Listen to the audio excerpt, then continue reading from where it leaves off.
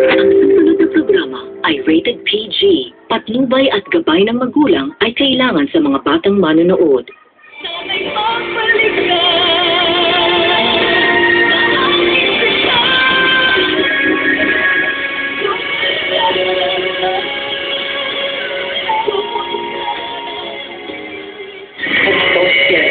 Naapektuhan ang utak ko hindi lang sa buong kailan sa magkakabagay. Dati hindi na.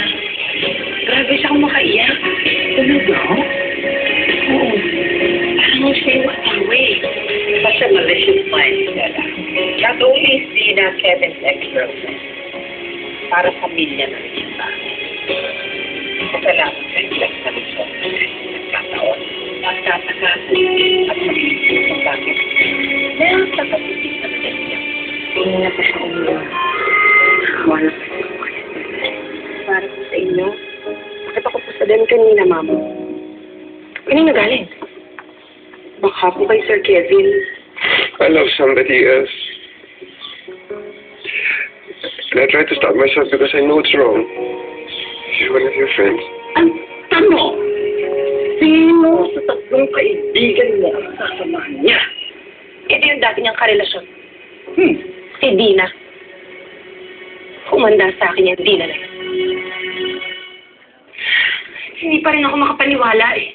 Akala ko ba naman tapos na yung relasyon nila, yun pala patuloy pa rin sila? Eh, ano gusto mo dahil ka? Gusto mo pag-pulro ka ba yan? Buho ka ba? Ito sa mukha?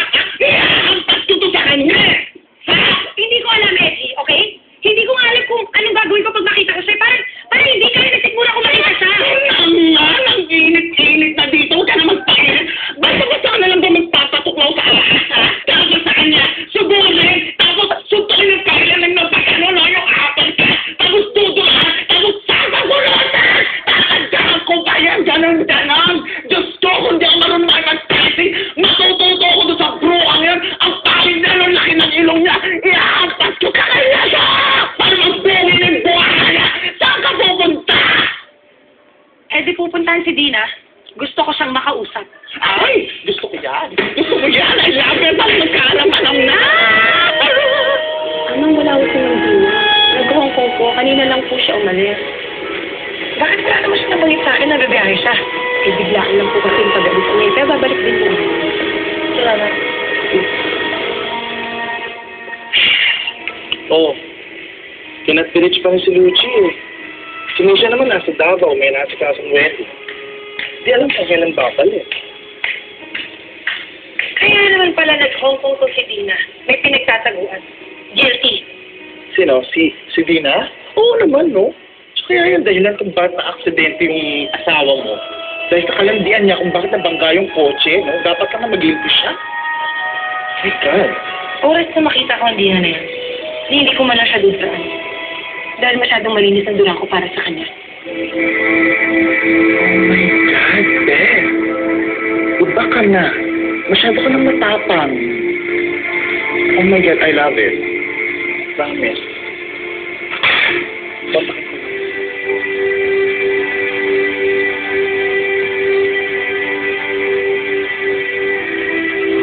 Maghapon ako sa ospital, Stella. I thought that when you left, either dadaan ka sa bake shop or uuwi ka dito sa bahay to take care of your kids. But as it turned out, wala ka sa bake shop, wala ka dito sa bahay. Ay, nasikaso lang mo ako, Mama. Really? Saan? Sa mall? Sa park? Sa bahay ng kabit na asawa ko. Hindi niyo ba alam? Nambababae ho ang anak niyo. Stella, don't try to justify your actions by making false accusations against my son. Hindi naman ho ako nang bibintang eh. Bago maaksidente si Kevin, iniwanan niya ako ng video. At doon niya inamin na nangangaliwa siya. Well, kung nagawa man niya yun, I'm sure meron siyang dahilan. Baka nagpabaya ka sa obligations mo bilang asawa. Ako pa ngayon na may kasalanan? Did he tell you who the other woman is? Except what I know.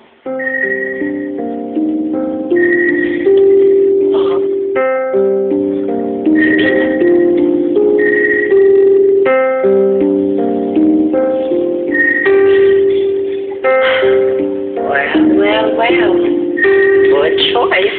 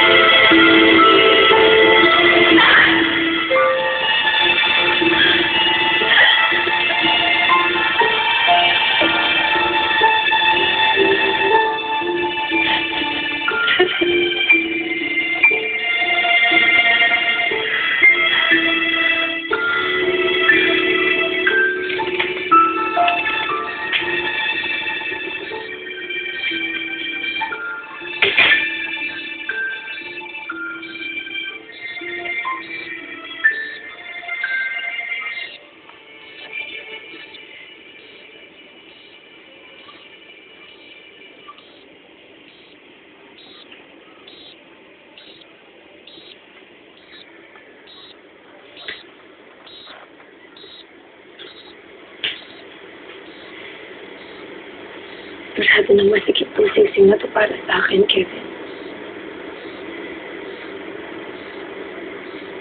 Pinabalik ko na sa'yo.